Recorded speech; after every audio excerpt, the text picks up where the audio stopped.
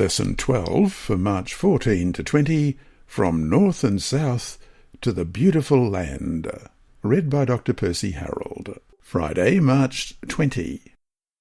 It is interesting that, at least in reference to Daniel 11:28-29, Martin Luther identified the abomination of desolation in Daniel 11:31 with the papacy and its doctrines and practices.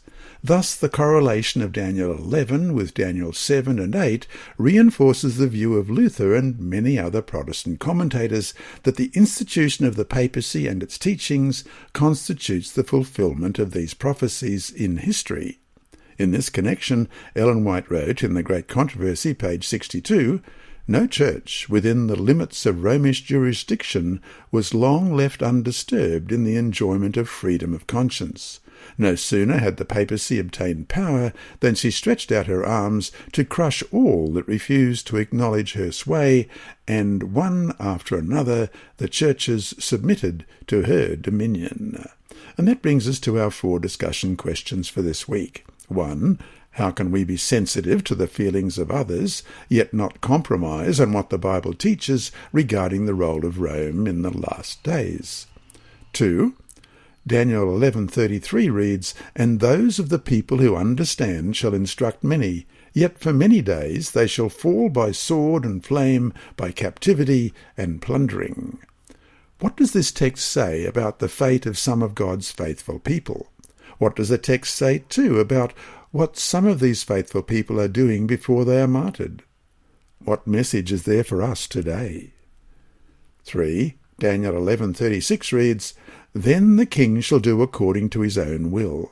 He shall exalt and magnify himself above every god, shall speak blasphemies against the God of gods, and shall prosper till the wrath has been accomplished.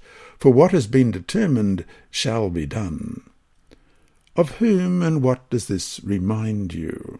Well, we're going to look at Isaiah 14, verses 12 to 17. "Now you are fallen from heaven, O Lucifer, son of the morning. How you are cut down to the ground, you who weaken the nations. For you have said in your heart, I will ascend into heaven. I will exalt my throne above the stars of God. I will also sit on the mount of the congregation on the farthest sides of the north. I will ascend above the heights of the clouds. I will be like the Most High. Yet you shall be brought down to Sheol, to the lowest depths of the pit. Those who see you will gaze at you and consider you, saying, Is this the man who made the earth tremble, who shook kingdoms, who made the world as a wilderness and destroyed its cities?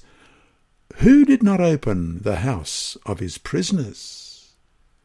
And 2 Thessalonians chapter 2, verses 1 to 4. "Now, brethren, concerning the coming of our Lord Jesus Christ, and our gathering together to him, we ask you not to be soon shaken in mind or troubled, either by spirit or by word or by letter, as if from us, as though the day of Christ had come.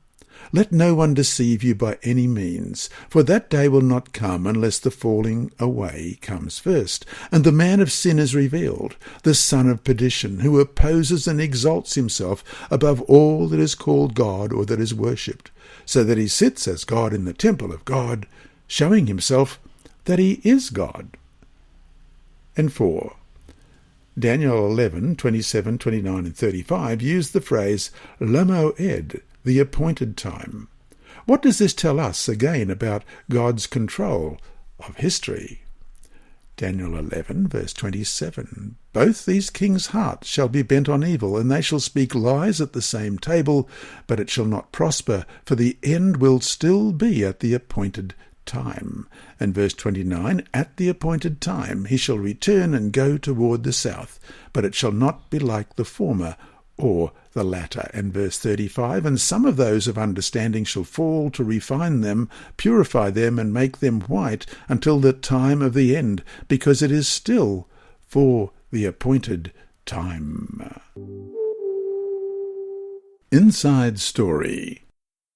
Our mission story this week is titled Heart for Mission, and it's by Joyce. Joyce is a 25-year-old global mission pioneer who, with another female global mission pioneer, planted a church for young people in a city of 10 million people. Because she lives in a closed country hostile to Christianity, Adventist Mission is not publishing her full name or location. Here's what Joyce said when asked by editor Andrew McChesney, "Why did you decide to be a missionary?" "I have one sister, Sarah, and she was born with a congenital heart defect. My grandmother was very worried and she looked and looked for the best hospital. But the doctors couldn't help Sarah. So my grandmother visited our traditional places of worship to ask for help, but no one there could help my sister. Finally, the doctor told my parents that he could do nothing more. 'Take care of Sarah as best as you can,' he said. 'If she wants something special to eat or a new toy, give it to her to make her happy.' One day, when Sarah was 7, a Seventh-day Adventist relative came to visit from far away. She saw that my grandmother was worried about Sarah, and she said, 'If you believe in Jesus, you will be blessed.' The next Sabbath, my grandmother took me to church. I was 3. Church members gathered in a circle around us and prayed for us and for Sarah. Just a few days later, Sarah was healed. Her heart was perfect.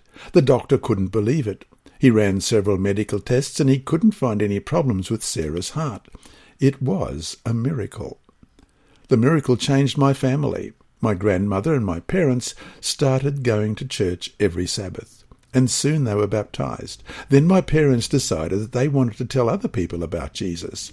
So they quit their jobs, received church training, and became global mission pioneers. When my sister grew up, she also became a global mission pioneer. Last year, I decided to become a global mission pioneer. As a missionary, I give Bible studies, I pray with people, and I preach. I work with a partner, another global mission pioneer who is 23, and we just opened a new church for young people in this city. Relatives who aren't Christians don't understand why I'm a missionary. They tell me to look for another job.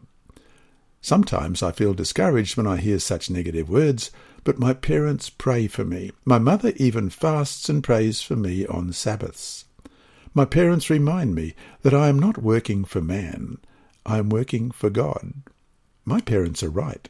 I am working for God. God is so wonderful and powerful in healing my sister. I believe God is leading me every step of the way.